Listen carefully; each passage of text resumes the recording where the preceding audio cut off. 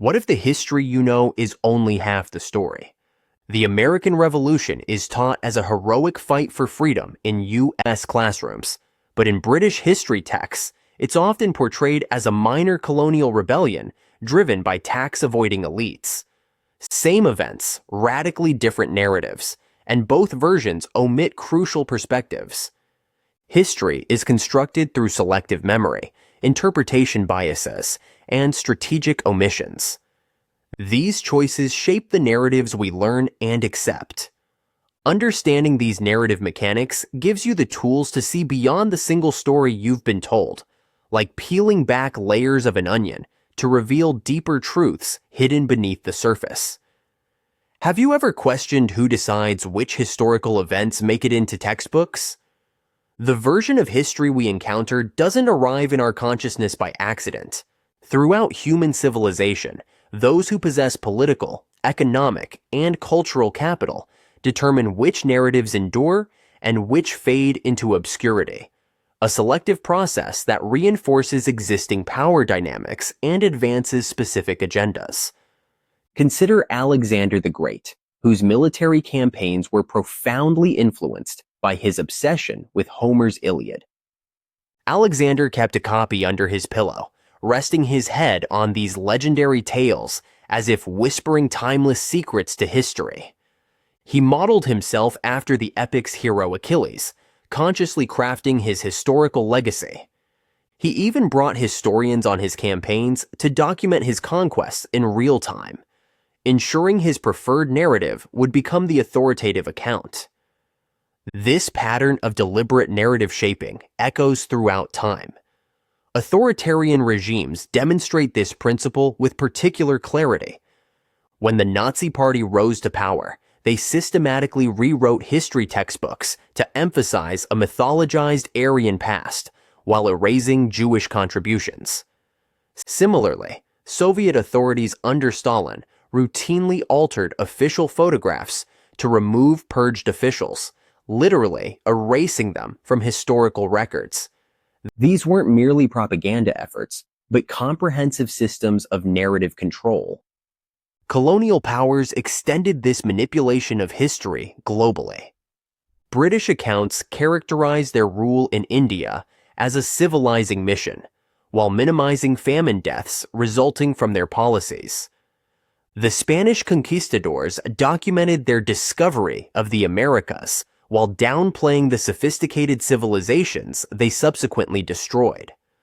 French colonial education taught African children that their ancestors were Gauls.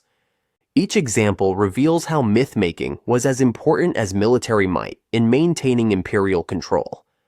Academic institutions serve as another crucial gatekeeping mechanism for historical narratives.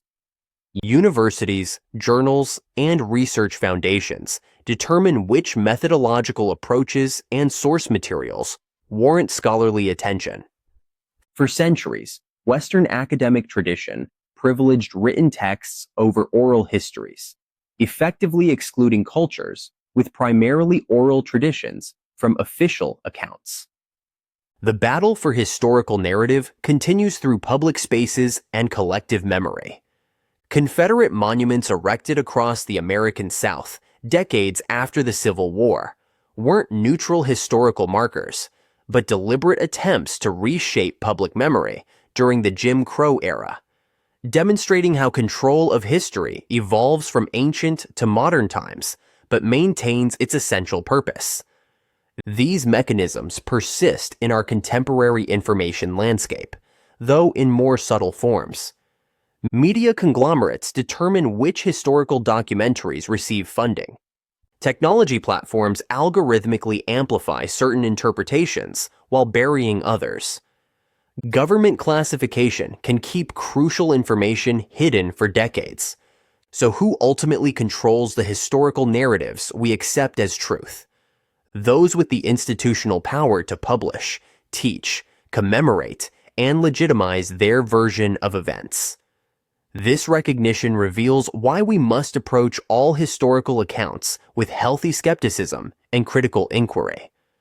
This institutional control over historical narratives isn't merely about which facts appear. It's about how those facts are engineered into compelling stories that feel natural and inevitable. When examining historical accounts, we're not just witnessing bias. We're encountering sophisticated narrative construction techniques deliberately designed to shape our understanding in specific ways. Notice how three powerful forces reshape our understanding of history, transforming events into narratives, facts into stories, and complexity into simplified accounts. Selective memory carefully curates which events receive emphasis and which fade into obscurity. In colonial histories, this pattern emerges with striking consistency. Nearly 80% of these narratives emphasize technological and cultural achievements of colonizers, while relegating violence and exploitation experienced by indigenous populations to mere footnotes. This selective framing distorts our understanding of colonization's impact, creating an impression of inevitable progress rather than contested domination. The technological marvels receive detailed examination, while the human cost of these achievements often disappears from the central narrative. Have you ever wondered why some heroic struggles are quickly forgotten while others are celebrated? Interpretation bias manifests in how identical historical events generate radically different narratives depending on who controls their telling. Consider the paradoxical treatment of labor movements throughout history. The same events, strikes, protests, and organizing efforts appear as dangerous radicalism threatening economic stability in one account, while emerging as heroic struggles for basic human dignity in another. These contradictions don't represent different truths, but rather reveal the mechanics of narrative construction at work. Strategic omission, perhaps the most insidious mechanism, involves the systematic exclusion of entire perspectives from historical record. Women's contributions to history exemplify this technique in action. Traditional historical accounts frequently center on male figures and events, creating a skewed understanding of societal development. This omission isn't merely accidental. It perpetuates gender biases by suggesting that women were peripheral rather than central to historical progress. These narrative mechanisms remain effective precisely because they typically operate invisibly. However, we can develop specific analytical tools to counteract these techniques. Questioning sources is like checking the foundation of a building.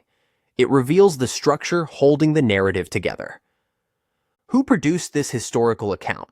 What interests might have influenced their perspective?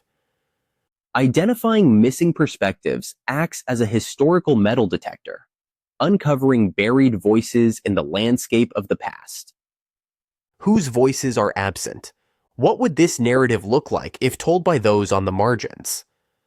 Recognizing emotional framing functions as a pair of specialized glasses that reveal the hidden emotional currents in historical language.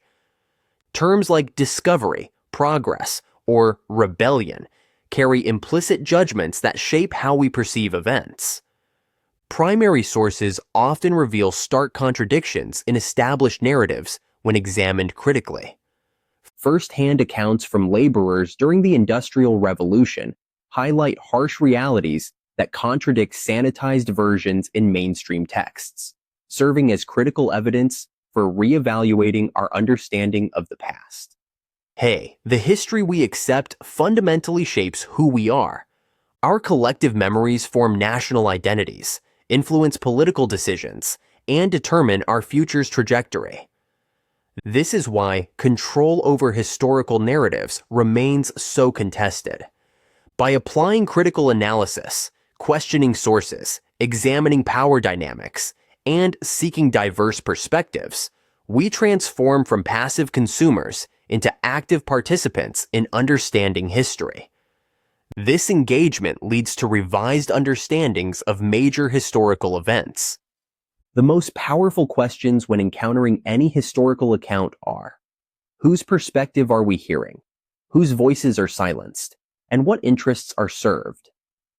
When you next open a history book, ask yourself, whose story is really being told? Through this questioning, we contribute to a more complete understanding of our shared past.